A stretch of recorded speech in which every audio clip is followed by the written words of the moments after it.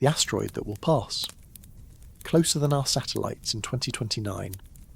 Something older than our Sun is currently flying through our solar system at 130,000 miles per hour. It is not from here. It has never been here before, and it is carrying secrets about alien worlds that we have only weeks left to decode. But that is not even the terrifying part. In April 2029, an asteroid the size of a cruise liner will pass closer to Earth than our weather satellites. We have exactly one chance to prepare. This is the story of interstellar visitors, near misses, and humanity's desperate race to defend our planet. If you want to understand the cosmic threats heading our way before they arrive, make sure you're subscribed to this channel. Now, let us look at what the spacecraft found. Something older than our Sun is currently racing through our solar system at 130,000 miles per hour. It is not from here. It has never been here before, and in a few months it will vanish into the cosmic void forever, taking secrets about alien worlds with it. But that is not even the scariest part of this story. The scariest part is what else is heading our way. On July 1st, 2025, a telescope in Chile detected a faint smudge of light moving across the sky. At first, nobody thought much of it. Astronomers see thousands of comets and asteroids every year. But within hours, the data started telling a very different story. This object was not orbiting our Sun. It was flying straight through our solar system on a trajectory that defied everything we thought we knew about where cosmic visitors come from. Its name is 3I/Atlas, and it is only the third confirmed object from another star system ever witnessed by human eyes. Think about that for a second. In the entire history of astronomy, going back thousands of years, we have only ever seen 3 objects that originated beyond the gravitational grip of our own Sun. The first was Oumuamua in 2017. The second was Borisov in 2019. And now, 3I Atlas has arrived, and it is rewriting everything we thought we understood about what lurks between the stars. Here is where things get truly wild. 3I Atlas is not just passing through. It flew within 19 million miles of Mars in early October. That is closer than any spacecraft we have ever sent to the Red Planet from Earth. And for the first time in history, we had spacecraft waiting for it. NASA pivoted multiple missions away from their primary objectives to photograph an alien visitor. The Perseverance rover looked up from its hunt for ancient Martian life to snap pictures of something born in a completely different solar system.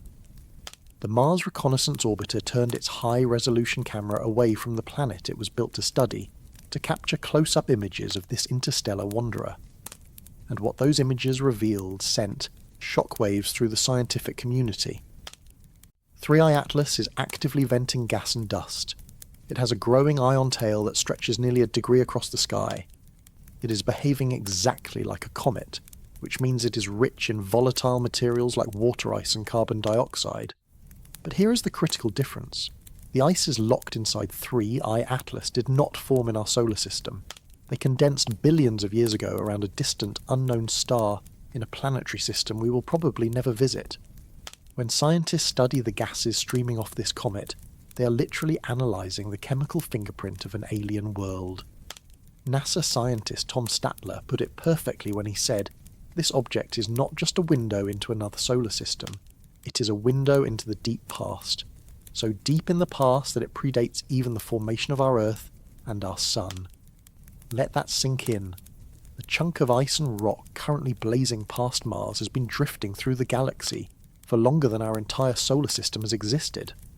Some researchers estimate 3I Atlas could be anywhere from 1 to 4.6 billion years old. It was ejected from its home star system when the planets there were still forming, flung out into the darkness of interstellar space by gravitational chaos. And for all those billions of years, it has been travelling in absolute cold, in absolute silence, until finally, purely by chance, it wandered into our cosmic neighbourhood. But we will get to what it tells us about alien worlds in a moment. First, we need to talk about the elephant in the room, or rather, the asteroid, because while the scientific community celebrates 3I Atlas, there is another object that should be keeping you up at night.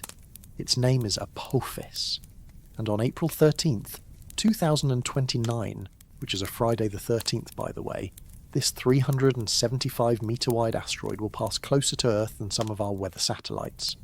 We're talking about a chunk of rock the size of a cruise liner flying just 32,000 kilometres above our heads.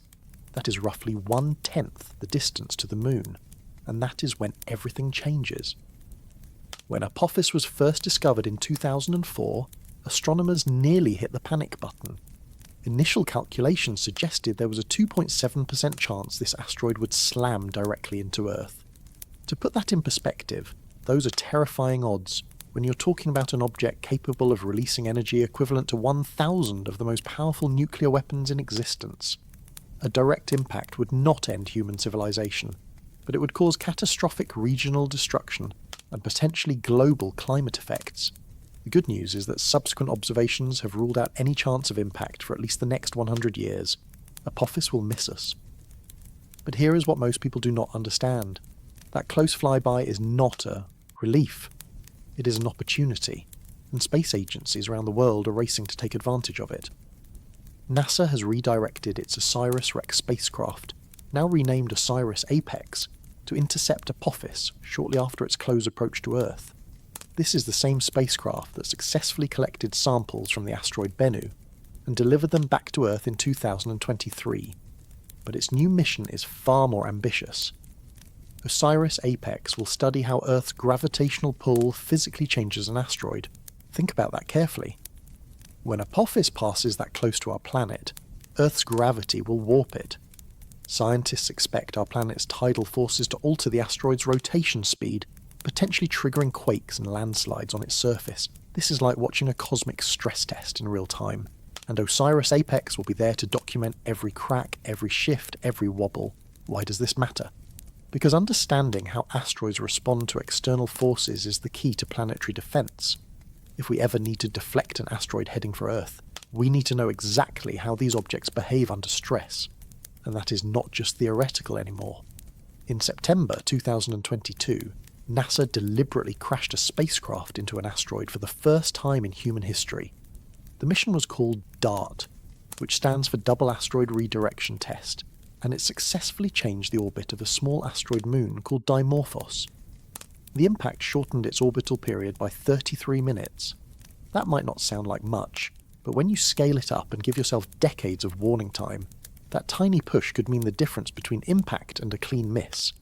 But here is what kept scientists awake at night after DART. They did not know exactly what happened at the impact site.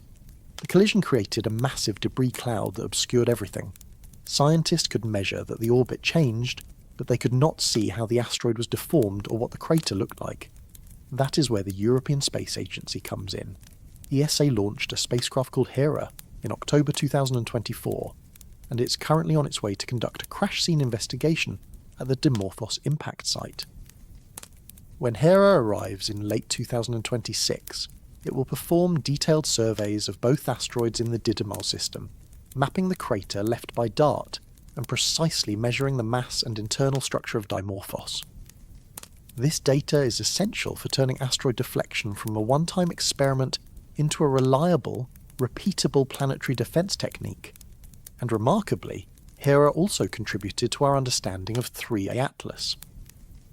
Between late October and early November 2025, the spacecraft actually passed through the tail of the interstellar comet, flying 8.2 million kilometres from its central axis. Scientists are still analysing the data from that unexpected encounter. But wait, it gets even more interesting. The European Space Agency is not content with just studying the aftermath of DART.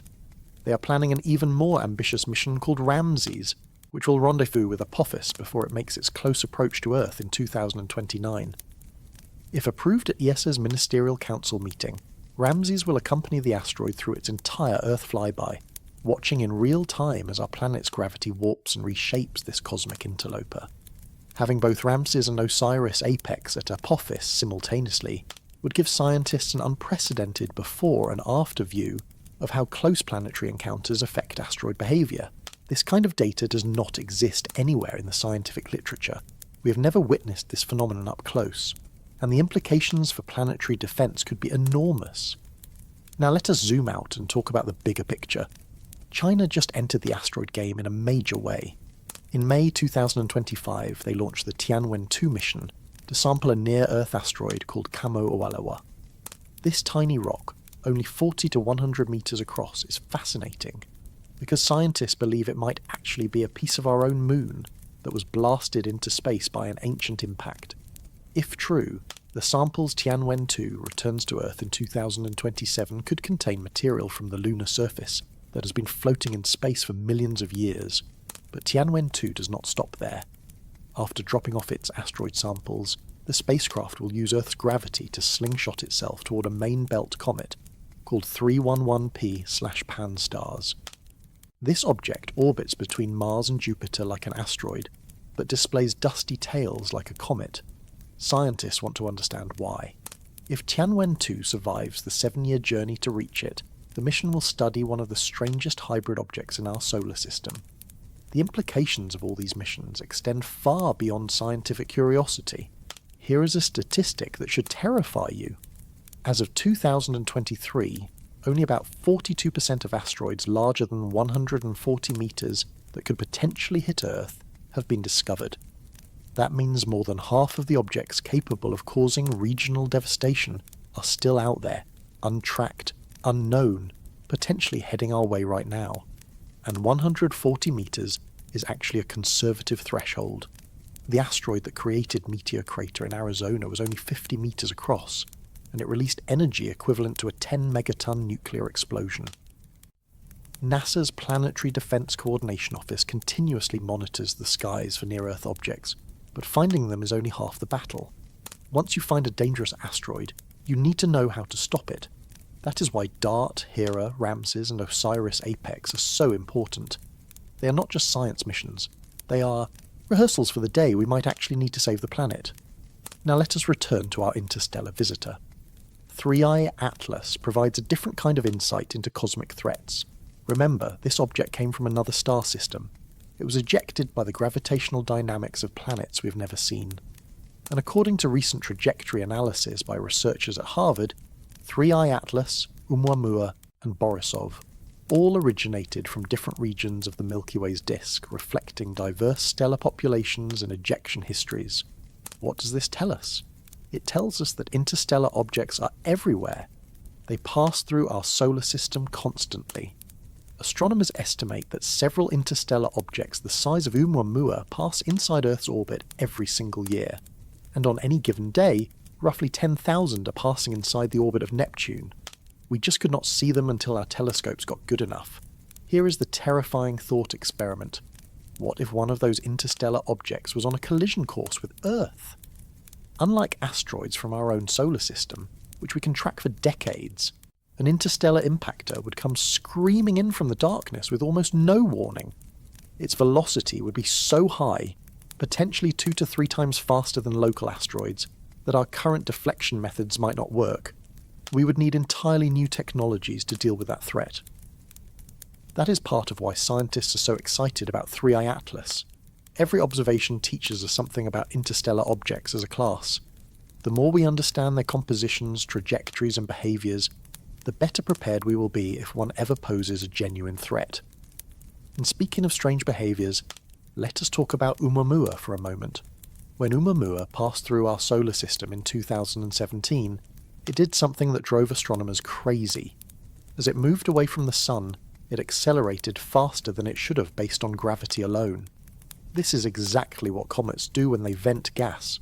But Oumuamua showed no visible tail, no coma, no evidence of outgassing whatsoever. So what was pushing it? Harvard professor Avi Loeb famously speculated that Oumuamua might be an alien artifact, perhaps a light sail propelled by radiation pressure.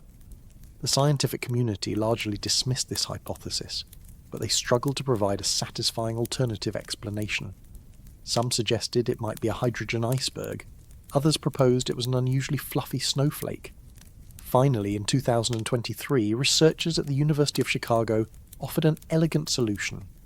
They suggested that cosmic ray radiation had been bombarding Oumuamua for millions of years during its interstellar journey, gradually converting the water ice in its outer layers into molecular hydrogen. When the object approached the Sun, this hydrogen began sublimating, providing just enough thrust to explain the anomalous acceleration without producing a visible tail. This explanation has gained widespread acceptance, but it also raises fascinating questions about 3I Atlas. Unlike Oumuamua, 3I Atlas is actively outgassing and has a dramatic visible tail. Scientists are now investigating whether it might also be experiencing non-gravitational acceleration, which would tell us something important about how interstellar comets behave compared to our local varieties. NASA's press conference on November 19th, 2025, presented all the imagery collected from the Mars flyby. The high-resolution imaging science experiment camera aboard the Mars Reconnaissance Orbiter captured pictures of 3I Atlas on October 2nd, when it was about 19 million miles from the spacecraft. The images show a fuzzy ball of light surrounded by a halo of gas and dust. Not exactly dramatic to look at, but scientifically priceless. And multiple other spacecraft contributed observations. NASA's MAVEN orbiter, which normally studies the Martian atmosphere, used its ultraviolet spectrograph to analyse the hydrogen emissions from the comet. The Perseverance rover photographed it from the surface of Mars. The Lucy spacecraft, currently on its way to study Jupiter's Trojan asteroids, captured images from 240 million miles away. Even the Psyche spacecraft, bound for a metal-rich asteroid, tracked 3I Atlas for 8 hours as it passed 33 million miles from the probe. This coordinated observational campaign represents something new in planetary science. We have never before focused so many assets on a single transient target, and the data will take months or even years to fully analyse. But there is one question everyone wants answered. Where did 3I Atlas come from? Trajectory analysis indicates it entered our solar system from the direction of the constellation Coma Berenices. Its hyperbolic orbit has an eccentricity of 6.14, the highest ever recorded for any object passing through our cosmic neighbourhood. For comparison, objects bound to our solar system have eccentricities below 1. Oumuamua had an eccentricity of 1.2. 3I Atlas is truly on another level. Researchers believe it was ejected from its parent star system during the chaotic early phase of planetary formation. When giant planets migrate through young solar systems, they scatter smaller bodies in all directions. Most of these objects end up in distant orbital reservoirs like the Oort cloud, but some are flung completely free, becoming interstellar wanderers destined to drift between the stars forever. The chemical composition of 3I Atlas suggests it formed in the outer regions of its parent system, beyond the frost line where volatile ices could condense. Its similarity to comets in our own solar system indicates that planet formation processes may be remarkably consistent across the galaxy. The building, blocks of worlds, might be universal, and that brings us to perhaps the most profound implication of all. If interstellar objects like 3I Atlas are common, and if they can travel between star systems for billions of years, then they might also carry something precious: organic molecules, the precursors to life. Some scientists speculate that life on Earth could have been seeded by interstellar material, complex organic compounds delivered by ancient cosmic impacts. This theory is called panspermia, and objects like 3I Atlas make it seem increasingly plausible. Imagine for a moment that the amino acids in your body, the fundamental building blocks of your proteins, originally formed around a distant star that died billions of years ago, that the information encoding your DNA has been travelling through the galaxy longer than our sun has existed, that you are, in a very literal sense, made of stardust from places we will never see. This is what 3I Atlas represents. It is not just a rock flying through space, it is a message in a bottle from another world. And for the first time in human history, we have the technology to read it. But our window is closing. 3I Atlas reached its closest point to the Sun on October 29th, 2025, at a distance of about 1.4 astronomical units, just inside the orbit of Mars. It is now heading outward, accelerating as it goes, and within a few years it will be too faint to observe. Then it will vanish into interstellar space, never to return, carrying whatever secrets we failed to uncover with it. The James Webb Space Telescope is currently observing 3I Atlas, trying to determine its exact composition before it disappears. Ground-based observatories around the world are training their instruments on this cosmic visitor every clear night. ESA's JUICE spacecraft, currently on its way to Jupiter, has been studying the comet with cameras and spectrometers, though the data will not be transmitted back until February, because the spacecraft's main antenna is currently serving as a heat shield. We are doing everything possible to extract information from this brief encounter. But here is the sobering reality. Even with all our technology, all our spacecraft, all our telescopes, we could not have intercepted 3E Atlas. We found it only a few months before its closest approach. There was no time to plan a dedicated mission, no time to send a probe to fly alongside it and sample its material directly. That is why ESA is developing the Comet Interceptor mission, a spacecraft that will wait in space, already assembled and ready, for the next interesting interstellar object or long-period comet to appear. When something like 3I Atlas shows up again, Comet Interceptor will be ready to chase it down and study it up close. The next few decades will revolutionize our understanding of cosmic visitors, whether they originate in our own solar system or drift in from distant stars. We are entering an era where planetary defense is no longer science fiction, where asteroid impacts are preventable rather than inevitable, where the objects that shaped the early solar system and might have seeded life on Earth can finally be studied in detail. 3I Atlas reminds us that we are not alone in the universe. Not in the extraterrestrial intelligence sense, though that remains an open question, but in the sense that our solar system is not a closed, isolated bubble. Material flows in and out constantly. Objects from other star systems pass through regularly. The galaxy is interconnected in ways we're only beginning to appreciate. And somewhere out there, right now, another interstellar visitor is drifting toward our sun. We do not know when it will arrive. We do not know what secrets it will carry. But when it does appear, we will be watching.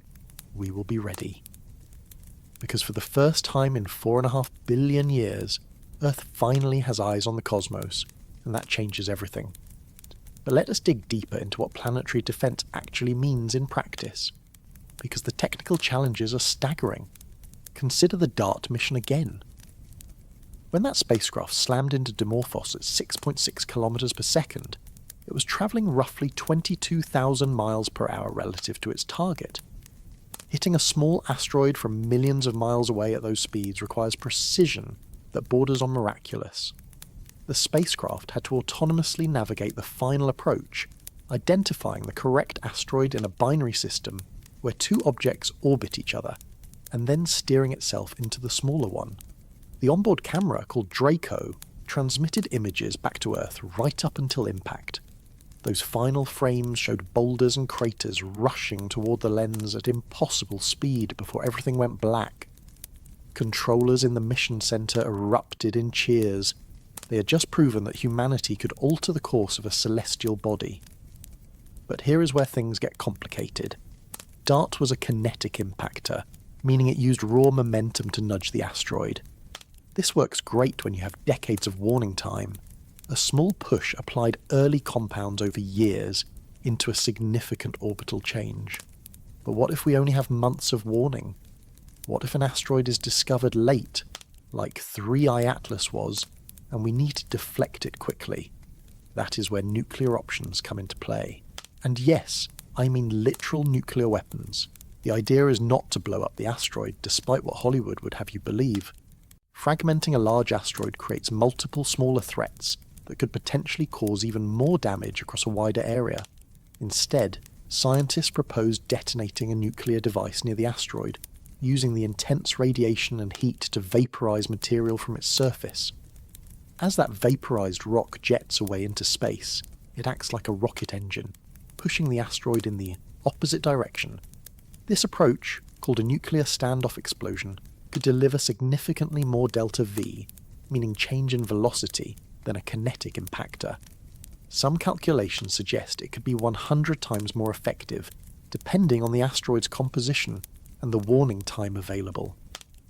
But we have never tested it, and international treaties prohibit nuclear weapons in space for any purpose. Any real-world implementation would require emergency protocols that do not currently exist, international cooperation on a scale never achieved, and massive public trust in the decisions being made. The good news is that most dangerous asteroids will likely be discovered with decades of warning. NASA's next-generation survey telescope, called NEO Surveyor, is specifically designed to find the remaining 58% of potentially hazardous asteroids larger than 140 meters. When it launches later this decade, it will dramatically expand our knowledge of what is out there. But surveys alone are not enough. We need continuous monitoring, trajectory refinement, and robust deflection capabilities, and we need them now, not after an asteroid is already on approach. This brings us back to Apophis and why the 2029 flyby matters so much. That close approach will actually change Apophis's orbit slightly. Earth's gravity will perturb its trajectory, and the asteroid will exit the encounter on a different path than it entered. Scientists want to measure exactly how much the orbit changes, down to centimeters of accuracy, because this data feeds directly into our ability to predict future impacts. There is a phenomenon called gravitational keyholes that makes long-term asteroid tracking incredibly difficult. A keyhole is a small region of space that, if an asteroid passes through it, will set up a future collision. These keyholes are tiny, sometimes only hundreds of meters across, but they exist at specific points along an asteroid's orbit. If Apophis were to pass through certain keyholes during its 2029 flyby, it could potentially be nudged onto an impact trajectory for a later encounter. Current calculations show that Apophis will not pass through any dangerous keyholes. The risk of impact is effectively zero for the foreseeable future, but the point is that these calculations require exquisite precision. Even small errors in an asteroid's measured trajectory can compound over time into significant uncertainties about where it will be decades from now. OSIRIS-APEX and Ramses will provide the most precise measurements ever obtained of an asteroid's physical properties and orbital dynamics. They will measure Apophis's mass, density, internal structure, surface composition, rotation rate, and how all of these parameters change during the Earth encounter.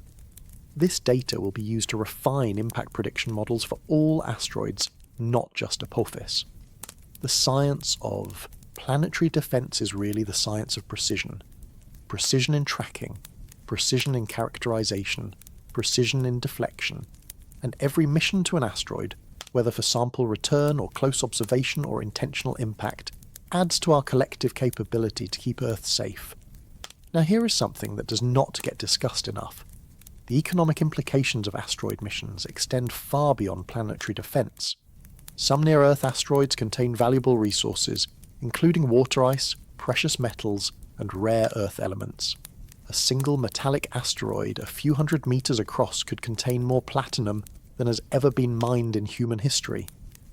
Japan's Hayabusa 2 mission demonstrated that sample return from asteroids is achievable.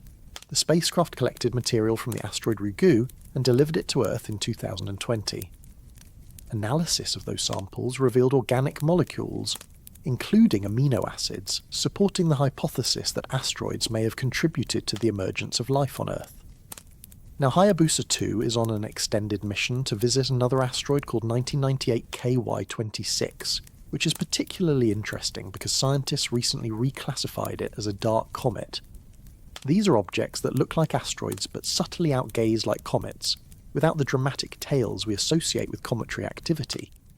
They represent a newly recognized class of objects that blur the boundaries between traditional asteroid and comet categories. The Chinese Tianwen-2 mission to Kamo-Olewa is similarly pushing the boundaries of what sample return missions can achieve. If Kamo-Olewa really is a piece of the moon, it would represent the first time we have sampled lunar material that has been exposed to the space environment for millions of years, rather than protected on the lunar surface. And then there is the question of what comes next. China has announced plans for Tianwen-3, a Mars sample return mission scheduled to launch around 2028. If successful, it would beat NASA's own Mars sample return efforts, which have been delayed and restructured multiple times due to budget pressures. Tianwen-4 will target the Jupiter system, including a landing on the moon Callisto, possibly in the early 2030s. The next decade will see more asteroid and comet missions than any previous period in history. We are entering a golden age of small body exploration, driven by scientific curiosity, resource potential, and existential necessity. But underlying all of this is a fundamental shift in human perspective. For most of history, we looked up at the sky and saw points of light. Beautiful, mysterious, but untouchable. The cosmos was something that happened to us, not something we could affect. Asteroid impacts, comet appearances, celestial events of all kinds were interpreted as omens, signs from the gods, forces beyond human control. That era is ending. When NASA crashed DART into Dimorphos, humanity crossed a threshold. We proved that we could reach out and touch the cosmos. We could alter the trajectory of celestial bodies. We could, in principle, save ourselves from the fate that befell the dinosaurs 66 million years ago. And when we study objects like 3i Atlas, we are doing something equally profound. We are reaching across the unimaginable gulfs between stars to learn about places we will never visit. We are reading the chemical signatures of alien worlds encoded in chunks of ancient ice. We are connecting ourselves to the broader universe in ways that would have seemed like magic to previous generations.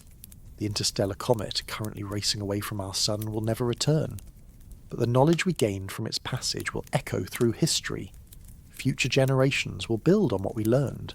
They will launch faster spacecraft, develop better telescopes, and eventually send missions to intercept interstellar visitors before they pass through. Perhaps someday, a human spacecraft will rendezvous with an object from another star system and collect samples directly. Until then, we watch, we learn, we prepare. Because the universe does not care whether we survive.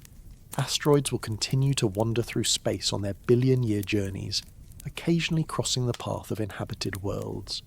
Some of those worlds will be destroyed, others will be smart enough or lucky enough to get out of the way. Earth has been struck countless times throughout its history.